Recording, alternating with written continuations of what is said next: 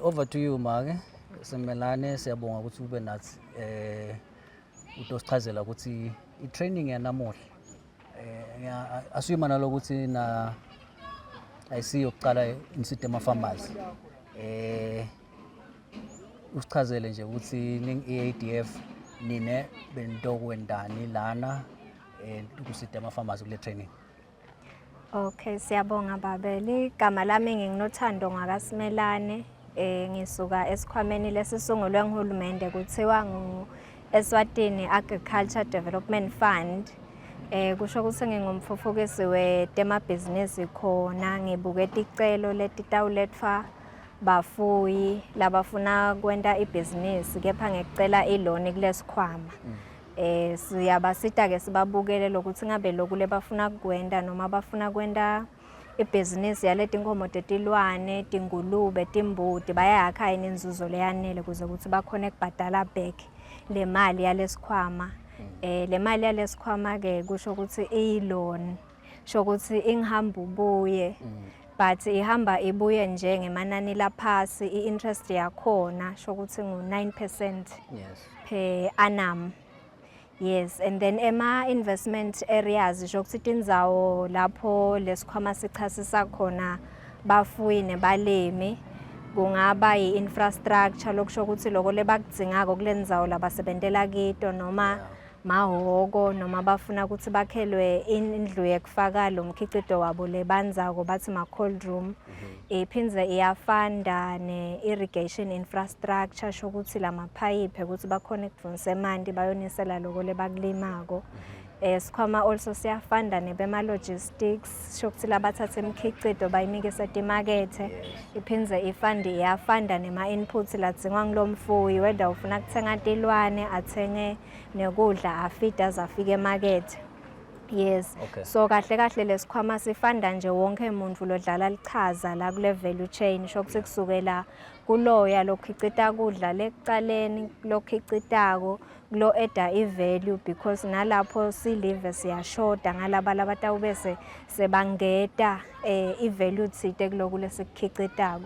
So nangabe kukhona lona le business leyo uva ngazuthi anga-applyela ku-fund le ticelo tabo singatemukela kepha lesicelo samukeleka nje because siyayakha inzuzo leyanele ukuthi utawukhona kubhadala back i-loan. Akhone naye kutiholela esomabhizinisi aphinza salelwe imali la kule business le mali letamsita ukuthi ngalomnyaka latocedza ngayo le loan akhone kubuyela ebhizinisini without loan.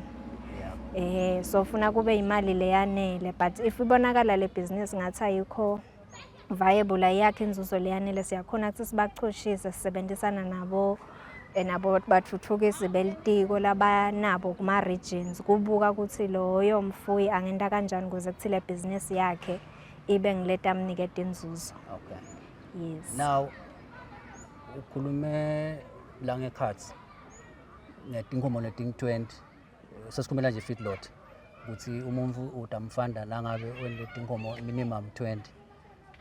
Angicela uchaze nje ukuthi why is that important? Lokho kumcoka ngani ngoba lona lotawuba nenshisekelo ukuthi afakele ting5 kukhanzakala lokuthi incumbi yalabafuyi bethu labemdlela ndzawonye lesithi ma-feedlotters bayaticupha letinkomo so lokuticupha ngaphandle kuvele kwente lokucupha ukuthi ku-ede ama-cost la kule business. Lo mfuyi akakathengi nekudla dathi ayothenga kudla ema-cost sekaletulu nakathengisa endele linani leliphansi ngeke ayakhe inzuzo la bhizinisini kanzi lona lotawenda lelinani lelingathi lisetulu njengoba bathuthukisi laba betinkunzi ba-advisile batawukwati ukuthi akhe inzuzo yona noma ingasiko lesetulu ngesizathu sekuthi le feeder stock lokusho ukuthi ngiletinkomo lebatifaka la kulesigidi salomdlela ndzawonye. Yes, tiyadura nalokudla kuphinze kubadurele kufanana nje nasetinkukhwini nakhona nawutawenda linani leliphasi lama-profits mancane but kuze kuthi lama-profits lamancane ngidawubekisa nje kuthi nangabe lokungenani uprofitha 5 rand enkukhwini yinye ngiyabekisa.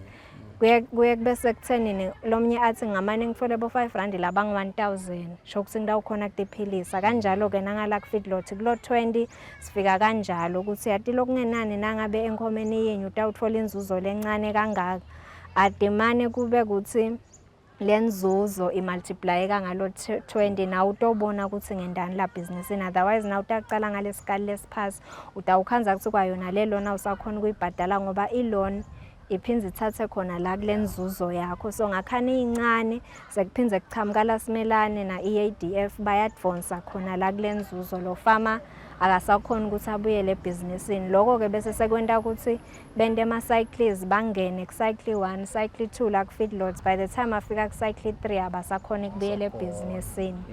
Yes. Now EADF mosha ifund lensha kepha nje kwati kwakho na ikhona le information semangaka ama farmers lese nowasidile nje up to now noma lese ngilungisela kwasida kwa enrolla kuma programs ene. Okay, ticelo dinengi nathi tiyasengama. Sicale kulomnyaka lophelile ngitati khulumela mine I have received more than 30 applications. Okay. Kepha kulo 30 sisakhulumisana nawo lama farmers siyalungisa back and forth lomnye mhlambe ubale wangabali kahle kunala ku underestimateile wakubekisa ngemali lephansi kepha kulabata ukuchubekela kulesinye stage lese singena ekuthenini setiyabukedwa leticelo tabo kulamaviki latako ngicabanga ukuthi sinabo laba about 10 sesibabhice bonke. Le utokhanza ukuthi ticelo tabo setiyachubekela embili sekuthiwa sesitibukile setiphasisiwe then setiyamove.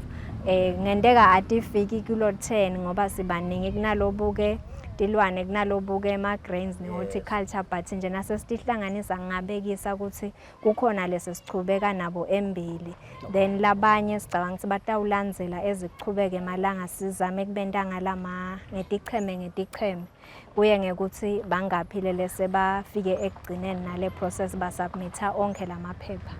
Okay. Yes. No. Siyabonga umsebenzi la ngasichazela nje ukuthi khona lababa nama threshold the maximum amount you can borrow or the minimum amount you can borrow ninako lo. Yes sinako kulabaqalako ebhizinisini whether uyalima noma etilwaneni the maximum that you can borrow ku mid term loan yethu is 3 million. Okay. Bese kulaba lese ba existing the maximum that you can borrow kule mid term yethu loan yona le mid term uyibhadala after 5 years. Okay. That one ungaboleka up to 5 million. Okay. Yes. Minimum? Minimum is 5,000. Okay. Kepha noma ngabe ngilo 5,000 still siyadzinga labo business plan lokungona mkhombandlela wale business yakho ukuthi wena uhlele ukuthi utawenda lokhu nalokhu. Okay. Yes. Sifisela inhlanhla ifund asikhuthade ma swati ukuthi apply kukhona lokunye lokushitela ngekhathi wathi you are open I think bokukhulumela le value chain ye feedlot ukuthi you are more keen to support ama farmers lata ukhona kusendela le feeder stock mhlawumbe ungaphenza ukugcizelele lo.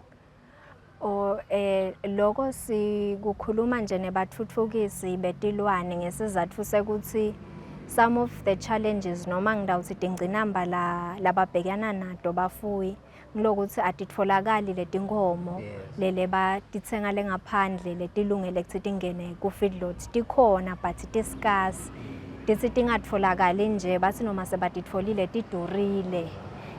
So nakungaba ne soma business ekhaya lohledi lona leliphupho lelo singalitfokotela kakhulu siyifund siyethemba nje ukuthi kukhona vele isendleleni mhlambe nje kunginyalo ubhizi loyo muntu uyabhala ngoba siyabona ukuthi kungasita kuvala isikhebe esithide la kule business ye feedlot kungasiso lesikhebe sisodwa leso also netindlela letingabuketa ukuthi ifeed ngitiphi indlela letingasetshenziswa ukuthi ingaduri njengoba imdurela famanyalo if akhona ama-opportunities ukuthi labanye bangalima letinfo bese sekuyathengiselwana noma loyo mva decide ukuthi atilimela naloko nakakufakile kulesicelo sakhe singakusupporta because ngikona kutamsita ukuthi kumehlisele letindleko la kule business yakhe kubese sekwenta le business yakhe imniketa inzuzo leyanele ukuthi akhone ukubhadala back i-loan naye akhone ukuphilisa salelo imali leyanele.